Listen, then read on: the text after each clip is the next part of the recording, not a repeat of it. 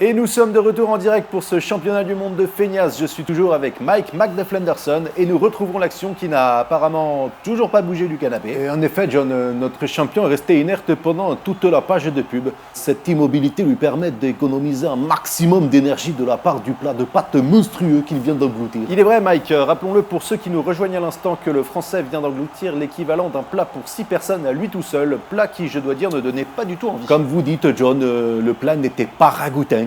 Probablement dû à la quantité astronomique de fromage qu'il y a mis. Une quantité outrancière, Mike, puisque le ratio pâte fromage était de 1 gramme pour 1 gramme. Attendez, on me signale du mouvement du côté de la scène. Apparemment, l'individu essaierait de tenter quelque chose. Incroyable. Alors que nous n'attendions plus rien de cette soirée, voilà que cette petite merde décide de bouger son cul. Quel genre de rebondissement peut-on attendre à ce niveau de la partie? À ce niveau de la partie, je dirais que les seules options qui s'offrent à nous sont les toilettes ou le frigo. Et c'est de nouveau bien vu de la part de notre expert Mike McDeflenderson, puisqu'il semblerait effectivement que le chemin pris soit celui du frigo. Mike, qu'est-ce qu'on peut s'attendre à trouver dans ce frigo? Ah, vous savez, on est déjà quand même sur de la belle raclure.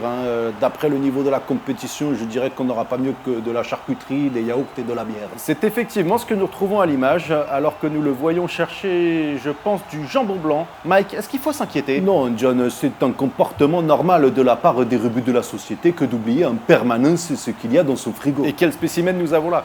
Rappelons un petit peu son palmarès, puisqu'en 2018, 2019 et 2020, cette personne n'a rien fait du tout. Revenons sur ce frigo, Mike, puisque notre champion est toujours buggé devant la porte.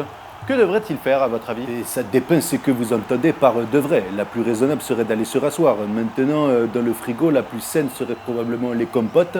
Mais à ce niveau de la compétition, ça m'étonnerait qu'il parte là-dessus. Ce serait mal le connaître, effectivement, puisqu'il tend maintenant sa main vers une danette au chocolat extra noir. Encore un choix très peu judicieux pour cette année 2021. Il s'approche maintenant du tiroir à couvert. Tiroir qui n'a d'ailleurs toujours pas de compartiment.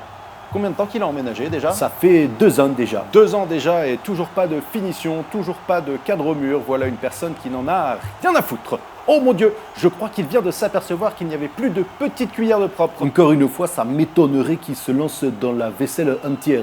À mon avis, il va se contenter de rincer une cuillère. Il semble en effet qu'il n'ait pas le choix. Pourtant, nous le voyons ouvrir l'opercule. Que fait-il? Est-ce qu'il va faire ce que je pense? Oui, il est en train de boire le pot de yaourt. Je me demande quand même comment il va récupérer toute la crème qui est restée collée aux parois. Eh bien, ne vous demandez plus, Mike, et regardez-le plonger sa langue tout au fond du pot. Regardez-moi ce déchet effectuer ce geste technique de feignasse incroyable. C'est vraiment le Ronaldinho de la procrastination. Et un bon procrastinateur, ça ne m'étonnerait pas qu'il se lance maintenant dans une bonne sieste des familles. Se lancer est un bien grand mot puisqu'il dort déjà profondément. Je dois dire que c'est un sans faute pour l'instant de la part du Français. C'est le run parfait, ça sent bon la victoire. Ah, attendez. Autant pour moi, on m'annonce à l'instant un arrêt cardiaque. Ah là là là là là là, quel dommage de fauter si près du but. On envoie juste une petite équipe de secours et on se retrouve après une très courte page de pub.